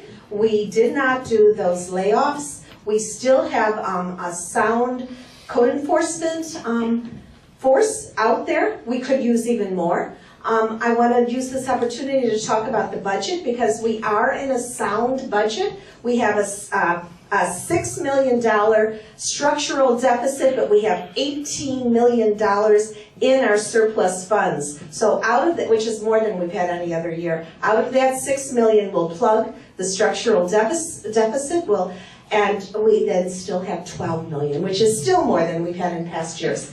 It was because of the Chevron fire that property values went down, and we did not get as much property taxes as expected. So that is a temporary problem that we have. The budget will be moving, it is already, our taxes are coming in higher. That will allow us to have more staff to address code enforcement and other issues. Okay, Jael? And then Richard, you're next. I think it's a very good question, and I think, the mayor's right. We came really close to making some really devastating cuts to code enforcement. We were able to avoid doing that because we have a very smart staff and a very smart city manager who found ways to, through meet and confers with some of the union, get some new revenue into the city. There are others who are running for the 2-year seat that actually advocated for us to cut code enforcement back heavily. That was not me, but that was another individual running for the 2-year seat who's currently on the council. So there is a lot of work that we need to do to make sure that we protect code enforcement. I absolutely agree with you. You know, we know the broken window theory. We know so much is out there that shows that when you allow blight to grow, it has a broader impact on the community, and that's why we need to fund programs like code enforcement fully. Again, on the deficit, the mayor's right. We do have a structural deficit, but also a strong reserve fund. But we do have to think about it long term, and we do have to start thinking about how we're going to get our fiscal house in order over the long term, because we'll be good for the next year, but in the future. Okay, Richard. Yeah, I might as well address this to the mayor because I'm a local person. I was born here, my mother was born here, and I only graduated from Richmond High School, and I feel that I've been around the block more than once. And I have a suspect that the Mechanics Bank sitting on public property is a very, very, very conspiratorial, very deep. My wife watches the British things with all kinds of stuff, but I'd say if they came here, they would be in shock as to what happened. And so I'm asking the mayor, does she know anything about the structure of how the Mechanics Bank is sitting on public property? Now, I'm sure some people know. I think we know the question. Richard, we're trying to get the questions. The question is, why are they sitting on, why is the bank sitting on public property? That's the question. Right. So you're talking about the Trade Master building. The Trainmaster building, which it was The supposed to Trainmaster be. building moved to the site that it's currently at, and Mechanics Bank became the tenant, became the user of this site. And the purpose of it is to bring about banking to Richmond. And so that happened several years ago, so that's why I'm curious why that's coming up now. But it's bringing banking to Richmond. And Mechanics Bank is a community bank, and the city council thought it was a good idea utilizing the Trainmaster building, a historic site that really advertises Richmond's history, and also to bring good banking to Richmond. That's a good shuck and jive statement. Okay, thank you. Catherine Deeks, over there on this corner side. So my questions are for Jim Rogers and for Corky. Jim, in June when we were having the budget hearings, you had said in order to solve the shortfall that Terminal 1 and Shea would probably solve that. And neither project had been heard by the council or the planning commission, so to me that felt really unfair to offer them up. And Corky, we know you're an advocate for Terminal 1 and you said you will fast track it. Is it really fair to pre-decide a project that has not been through the public process? When I made that statement, if I was speaking unclearly, I apologize, but what I was trying to get across was that the people who make a big deal about the $7 million structural deficit, and they say city manager's got to solve the problem. Well, how does he solve the problem? He lays off people. Who? People doing blight enforcement, police, librarians, park people, job training people, etc. What I'm saying is there's a number of possibilities, none of which are assured. Terminal 1 is not assured. Number of possibilities where we can get a lot more money next year. So I'm not ready to panic, as some of the other people on the campaign trail are ready to do, when we're sitting at the end of the year, as the mayor said, with $12 million in the bank. We have the Chevron lawsuit, could easily be $10, $15 million. If Terminal 1 comes through, which depends on whether the right project's there, and we'll make a decision about that, then there's another $10 million. The Chevron approval is going to add about $4 million in property tax base for us. So there's a number of things here that are coming down the line that makes me think it's not the time to panic and lay off a bunch of people. And if people want to bug us about cheap shots about the $7 million structural deficit, they can knock themselves out doing so. Thank you for your question. It was a good one. You know, Tom Budd, if you read any of the history of me in the last 17 years, he said I was the most knowledgeable person that dealt with city government. And that's one reason that he bent over backwards to get me on the council before he fell out with me. To answer your question about Terminal Number 1, the city's already taken $500,000 from the developer. Already done, finished, spent, gone. When Tom Butt was complaining about Westridge up there, we sold that, all the money was gone before we saw it. One thing I did do for you and everybody here, I said Terminal Number 1 must go to the citizens first. And that's what I understand they've been doing. And they've been going back and back and back. It's your community. I just wanted you to have something better. I wanted to raise your property value. So therefore, I felt that, you know, you talk about code enforcement and you look at that eyesore there with all the weeds and stuff, and then you think about how much is my property going to raise by me bringing something this good here. But I'll tell you what, the final decision will be made by you. And if it's not, he's still going to lose $500,000. That's done. Thank you. Okay, Jackie. Over here, is everything the... I think I have a pretty loud voice. Well, Use the we have microphone. some hard of hearing people. Okay. Okay, so loud voice. I promise not to scream. I'm Jackie Thompson. I'm a resident of Richmond. I have two quick questions. One is directed to Councilwoman Beckles. Before the council went on break, there was an item for the finance director to frame, Mr. Jim Goins. And as we know, Mr. Goins is disabled, and he had sat there all the night waiting for his item to come forth, and a recommendation was made by a council person to move his item up so that, as a disabled person, that he can get out of there, and you were the only council person that voted against it. Being that you speak and advocate, as you say, for disabled people, why would you not recommend that Mr. Goins be put up first? And my second question is to the candidate, Mr. Ramsey. You said that you did not ask for Chevron's assistance but however your billboards are up. I'm just trying to figure out how somebody can put your picture up all over the city without your permission. And did they ever consult you before they did that? And that answers my questions. Thank you. Okay, thank you. Okay, so thank you very much. And the reason I didn't vote for that, first of all, I believe that people with disabilities, all of the folks that I've known, including Mr. Goins, has never asked for special privileges, don't ask for special privileges, and want to be treated just like everybody else.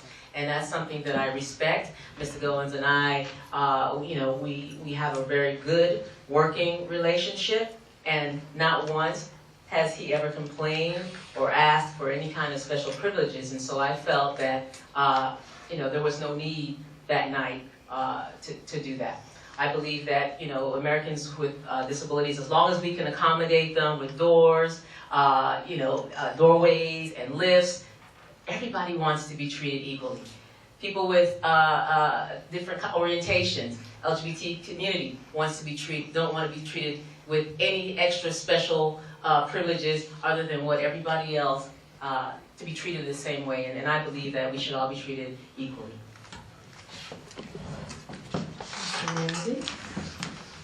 Well, I think I answered that question before, but I'll make it clear. Photos of me, I'm on TV all the time, people pick photos up.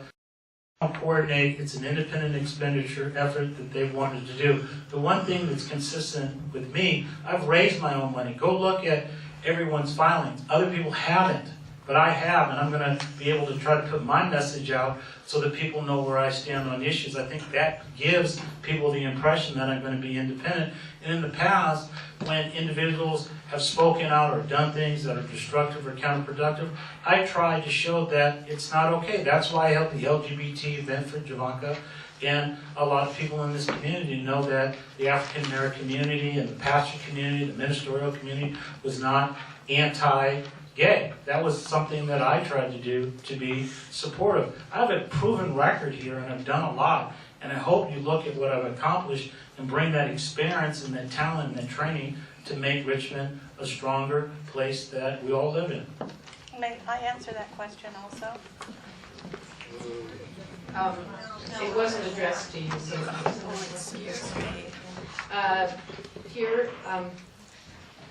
My question is for Al. I'm sorry. No, they can't hear you. Oh. My question is for Al Martinez, Donna Powers, and Charles Ramsey.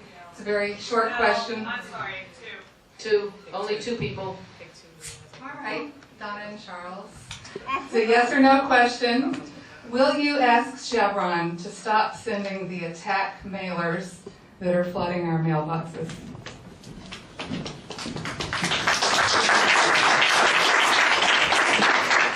Well, I already did that because somebody who lives out here one day called me about a door hanger, and she was incensed that a door hanger was on her door, and she said that your CCNA say no one can do that. I tried to get a hold of whomever is running the campaign for Chevron, and I was not successful. In regard to photographs, it's an independent committee, and they will not talk to you. They don't talk to you.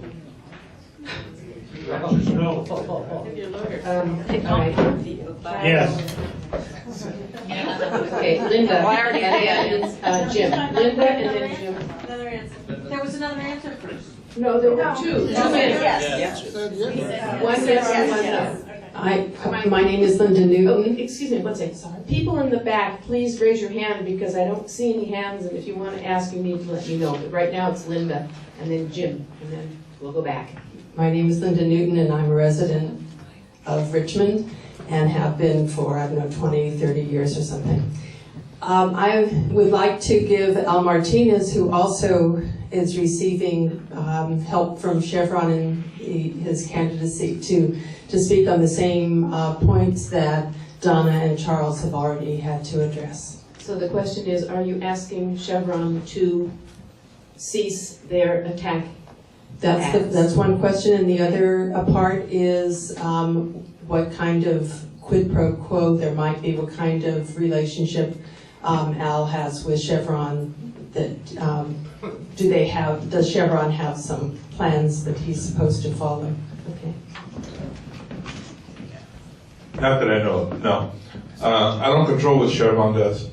And the only thing I can think of is that a large corporation, like any corporation, when they see a good leader, they want a part of that. And the people you've talked to are outstanding leaders. They're leaders in the community now. And that's the only thing I can see that they go after. But no. Okay, Jim, and then we'll go to the back. I see, yes, you, and then is there somebody else in the back? I'm sorry. Okay, yes, you, the two of you. One point. Okay, you know who you are. Okay. Well, claustrophobic here. My name is Jim Zaradke, and I live in Point Richmond, right behind us. And I'd like to test Mr. Bose's transparency. Mr. Bose, would you be willing to apologize to these fine ladies, Gail McLaughlin and Javanka Beckles, for the despicable and bullying way I've seen you at numerous council meetings treat these fine women? Mr. Transparency. Well, you know, you can try to bait me all you want, but that's not going to work, because basically I want to look at what's happening in the city government and work with that. In reference to Mrs. Beckles, I've never ever said anything at any time, anywhere since you've been watching the city council about being homophobic.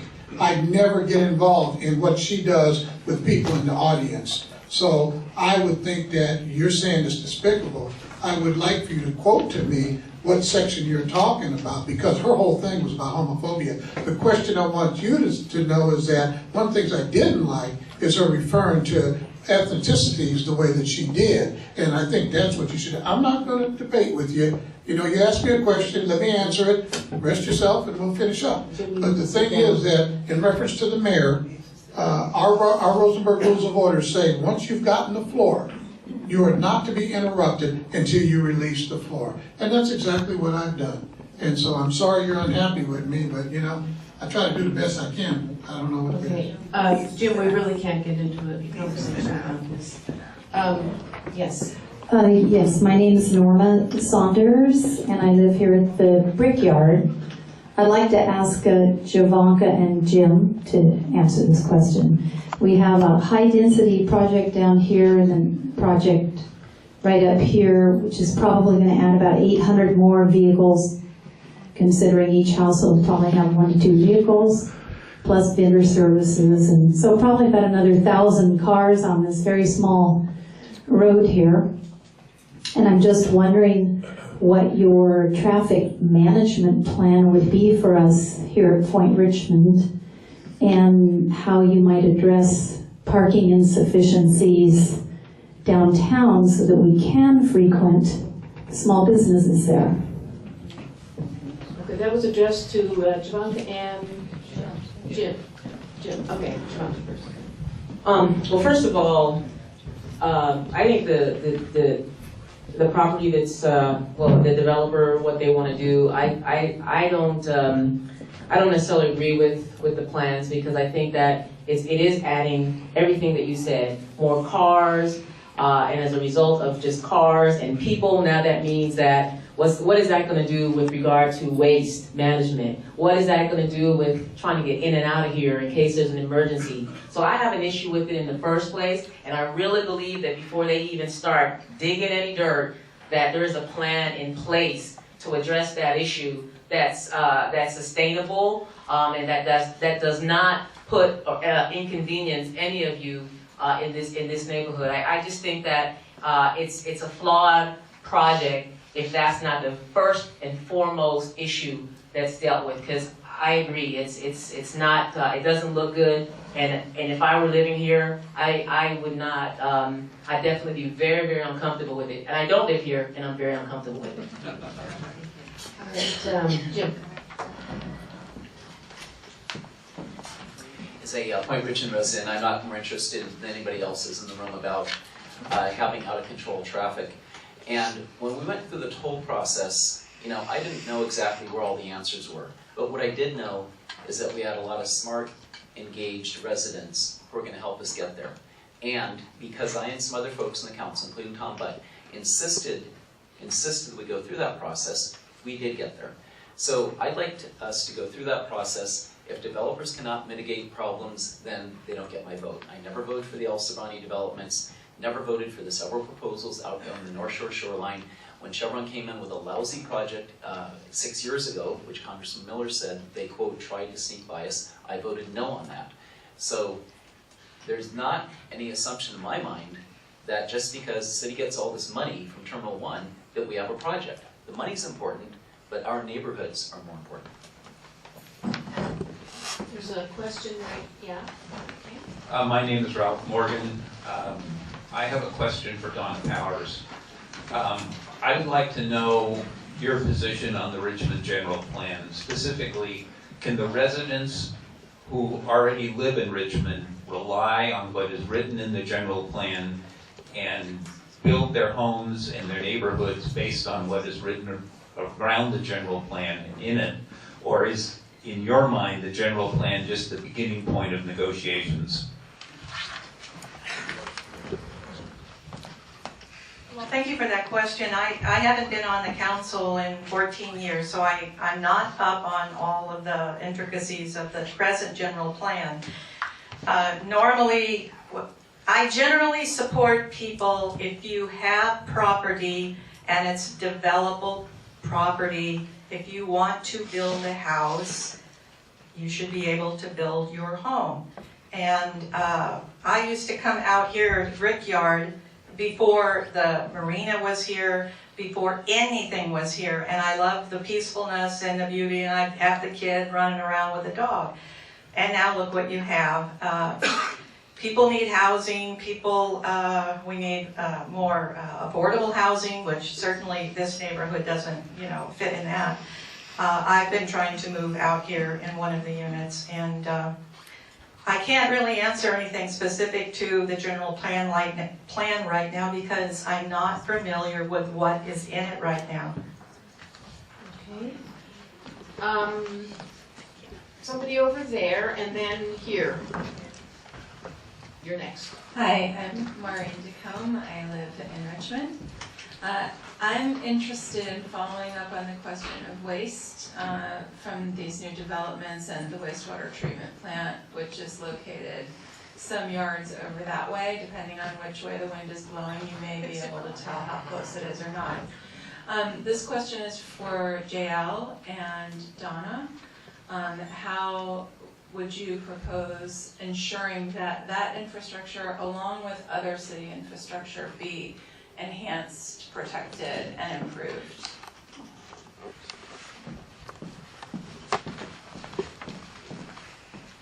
Yeah, it's critical that we make sure that we have a long-term plan for our wastewater facilities before we give the green light to all these new major projects, and it's something that I think we need to maintain conversations with obviously Veolia, but also the wastewater district, which deals with a lot of the waste in other parts of the city as well. And I think we have to make sure that we're serious about it, and we have to make sure that we're not following what they want, because Veolia is going to have their own interests. But we have to look out for your interests, and that's where I'm going to be on dealing with that, and I'm going to make sure that before we move forward with those projects, that we're continuing to have that conversation. We get updates, I think, monthly about the wastewater facility at Veolia, and it's something that we need to take a little more seriously, and it's something that we need to continue to work on so that we are holding Veolia to the highest standards in terms of how they deal with this treatment. It's something that at one point used to be a public service, and now it's in private hands, and that means it needs to be watched very closely.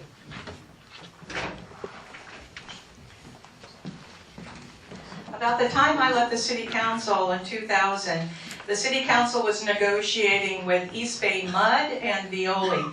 There was a lot of peculiar, funny business that went on behind the scenes, and I regret that the city did not go with East Bay Mud. They had a much better track record, and I think you would have gotten better service. I know that the plant used to stink because I lived around the corner up off of Nickel and Scenic, and sometimes if the wind changed, and usually you have the prevailing winds going this way, but we could get a whiff of the stinky facility. I don't know when the contract is up with Veolia, but I would certainly, if I were elected or even not elected, strongly recommend that the city council go with East Bay Mud. They're just a much more professional facility or group to work with than Veolia.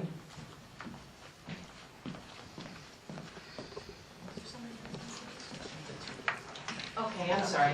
All right, we have time for one more question there, and then we're going to move to the summing up. I have one question for Donna Powers and one for Albert Martinez. For Alberto. Al. I believe you said that you used to be a Richmond police officer, and I just wanted to know why you left the Richmond Police Department. And for Donna Powers, I remember when you were on City Council, and it was some time ago, and I just have no idea where you've been since then and what you've been doing. And I'd be happy to share that with you. well, that's the question. And I believe, I don't hear that well, but I believe, I thought that you said that you had lived here for 35 years, and I thought you were in Martinez, so I'm confused. Thank you for asking. When I left the police department, I furthered my career with the United States Postal Service. But since then, I've spent 29 years with the Postal Service, 20 of those years as a postmaster, postmaster in Pinole, postmaster in Fremont, California, and last 12 years postmaster in Richmond. During those years, I volunteered also as a Richmond Police Commissioner for 4 years, 3 years as the chairman of the Police Commission, and I'm currently serving as a chaplain for the Richmond Police Department and a president for the Richmond Chaplaincy Program. So I'm very closely related to the police department and the ongoings of the police department right here in the city of Richmond. I left the city council and Richmond in 2000. My husband and I bought land in Alhambra Valley, which is not too far from Carriage Hills. We have wine grapes. We sell wine grapes, we make wine, we raise organic vegetables, which was a very hard thing to do to get the certification for organic vegetables. We sell our vegetables to a number of stores locally, buy fresh, buy local. We donate what food that we are not able to sell, we donate it to the food bank. And I am presently divorced. And when I moved to Alhambra Valley, I took my mother-in-law, who was 92 years old, and took care of her for 8 years. And I took care of 4 other family members for a period of time until they passed away. So I have not been having the life of leisure. I've been working very hard, and I'm very proud of my accomplishments. I've left my husband, I divorced him, and I moved back to Richmond. Thank you. Okay, we're going to move on to the closing statements, but before we do, I want to make a couple of announcements. First of all, I want to thank, and then we'll just adjourn after the meeting, and I want to thank the Richmond Yacht Club again for allowing us to meet here. And I want to invite any of you who are live in the Point Richmond Neighborhood Council area to our October meeting, October 29th. We're going to have a very interesting discussion on a proposed infill development that would be right in downtown Point Richmond, which I think infill is great. And we will also have a presentation on emergency preparedness. Thank you. Rocky will be coming in, who asked one of the questions, will be coming and speaking to us on that. So it's October 29th, 7:30, Community Center, downtown Point Richmond. And finally, I wanted to mention that we do have a state assembly candidate here, Elizabeth Eccles, who would be happy to talk with you after the meeting. So we're going to end now with the final statements, and we will probably end just about 9 o'clock, at which point we can break up into small conversations, and we have to be out of here, cleaned up by 9:30. So, okay, let's start. Do you want to start down there with Dale? Do you want to start with your final statement? I thought I was going to get to close, but that's okay. Well, I want to thank you all for having us, and I want to thank you for your thoughtful and great questions that you gave to us.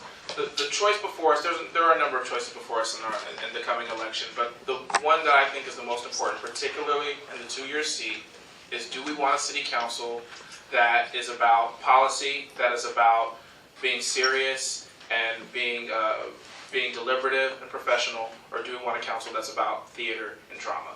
And that's the choice that you are going to be making, particularly in the 2-year seat. And there's a whole number of issues that we're going to be discussing as well, but if we can't get the civility right, then it's going to be hard for us to solve those issues. I've proven in the past 2 years that I know how to get things done. I talked about the Promise program. It's not just good for those of you who have kids, it's going to raise your property values because it's going to make people want to come to Richmond. It's going to make Richmond a destination where people want to be. There's a lot more for us to do. There's a lot more for us to collaborate on. I've proven that I can work with people across the board in the city of Richmond. That's why I'm endorsed by the Contra Costa Times, Democratic Party, Sierra Club, Rosemary Corbin, Tom Butt, Supervisor John Joya, Nancy Skinner, everybody. Thank you.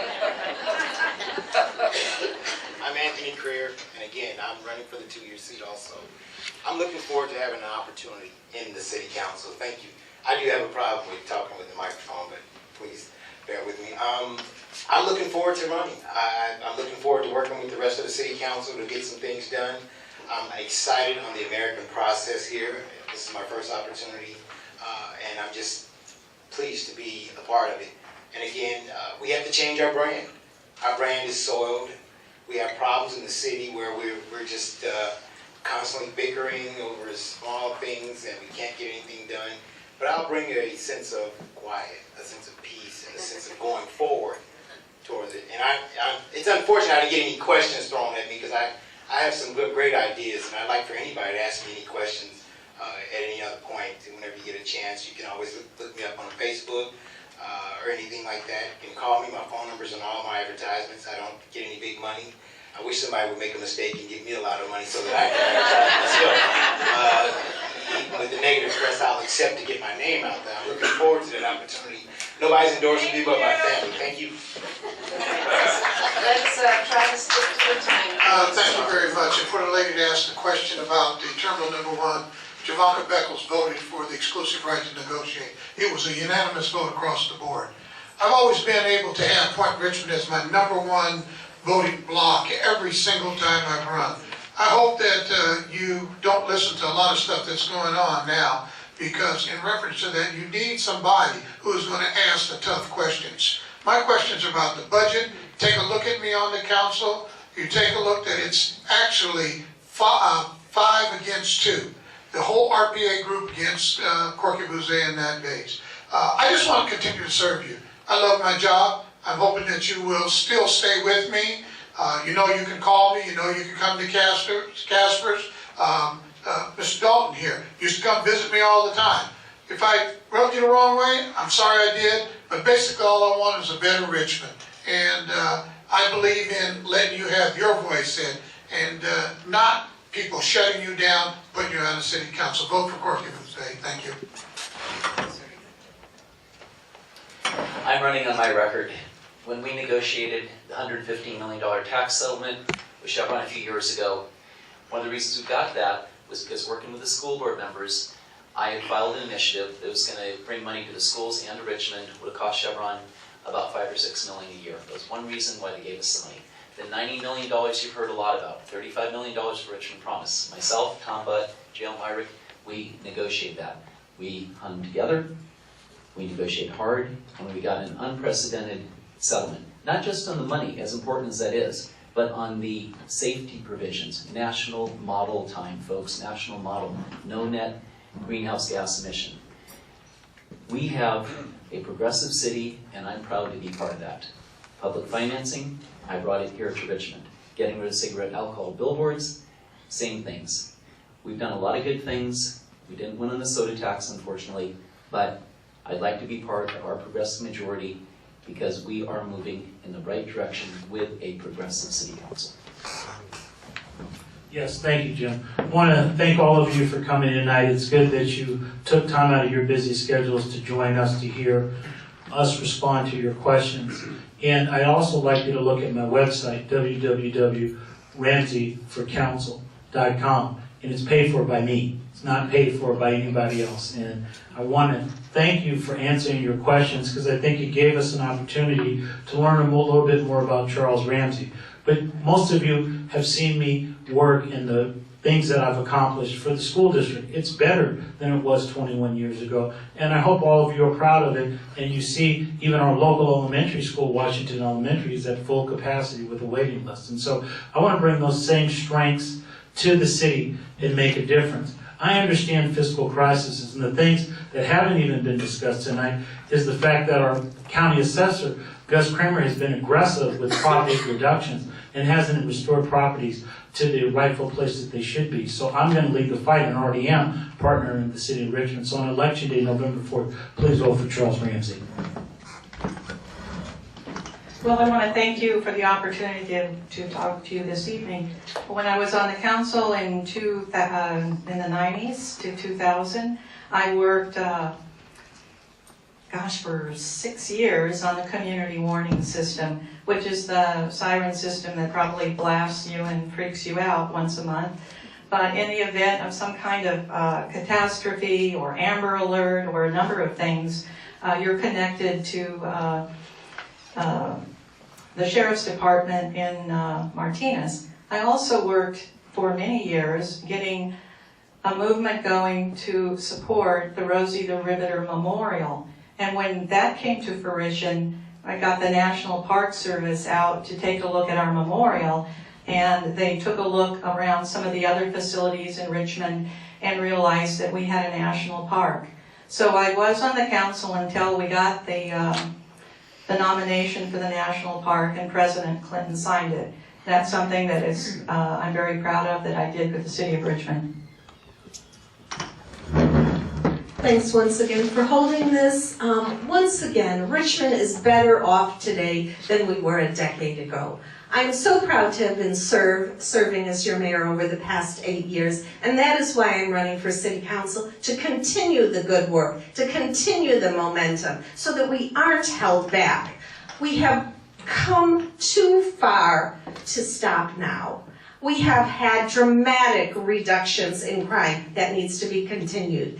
We have, I want to lead Chevron to build that cleaner, safer refinery, not to negotiate with them for special pet projects that we saw come out of the negotiation that Mr. Rogers did. We need to have independent council members truly that engage in a reciprocity relationship with the community. We need to bring in those 21st century businesses, more of them, and we need to continue to renovate our parks and continue the quality of life, irregardless of the special interests that try to stop us. Let's be strong, courageous, and keep moving forward. Well, I hope the reason you didn't ask me any questions is because I've been clear on my positions on city policies.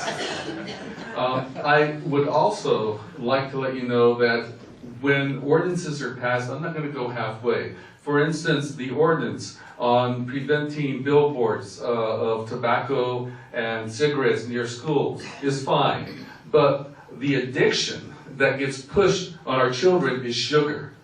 I would have stopped sugar being advertised on billboards near schools. In terms of Chevron being the leader in the United States, I would want Chevron to be the leader in the world. The Chemical Safety Board provided guidelines to make Chevron a safer, cleaner place. and the city council threw that away. So we need to work for you. And as a council member, I will do that. Thank you. Thank you, Point Richmond, for staging this beautiful candidate night. Thank you for all the wonderful questions. And what we need is change. We need leadership change. It's plain and simple. But we need effective leadership, influential leadership that's going to make a difference. Carry the council, that's going to lead by example. We need that kind of change to move forward. Yes, we have a beautiful city. I thank all the candidates for trying to make a difference, but a leader's a leader, and we got to move forward with that. Enough is enough. We need to make some changes to not only benefit Point Richmond, but all of Richmond. And I'm the candidate for all of Richmond, not just Point Richmond. I can talk to anybody. I can cross council lines, neighborhood lines, and I can talk to anybody. We all have to make a difference, but I'm here for you. I want to be your voice, and I want to be your champion. Thank you. Thank you. Thank you all so much for coming out this evening. We're doing well. Richmond is going in a beautiful direction. Anybody who talks about we need to change it, you got to ask yourself, what are they talking about? Because if crime is down, we have more parks, we have open space. What direction, what change are they talking about? So I ask for your vote to continue the beautiful changes that we made. I ask for your vote for a team of candidates, myself, Eduardo, and Gail, who are indebted only to you, because we have pledged not to take one penny from any corporation. And the other big piece of this is we don't take any developer money either. So you know that we're not going to be negotiating behind the scenes to improve their profits. We're going to be making sure that you all are the ones that we are representing when we're on the council. I have brought issues of substance to the council. I have brought sustainability, and I ask for your vote. Check me out, JavankaBeckles.net. Thank you so much. Thank you. And we're going to have the last word from Sabrina speaking for Pastor Washington. I just first want to say thank you so much to Margaret and to the host for this event for allowing me to represent Pastor Washington. Campaigning can be physically and very tiring. But if Pastor Washington were here tonight, I think that one of the things that he would say is that he is a grassroots candidate. He is a person that is a part of Richmond, and in his words, 100% Richmond. He cares about the community. He cares about issues like quality education, reduction of violence, economic development for all communities, and particularly for the current issue with the public housing crisis here in Richmond. He cares about communities that may be underrepresented and don't have a voice in the city, and he wants to be that voice, and we hope that you consider him November 4th. Thank you.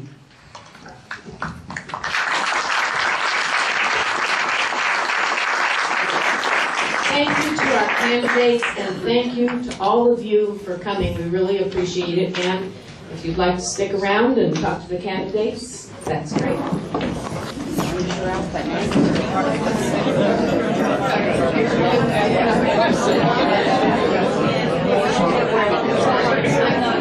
How you doing, Richard? Don't change. Okay? Stay there.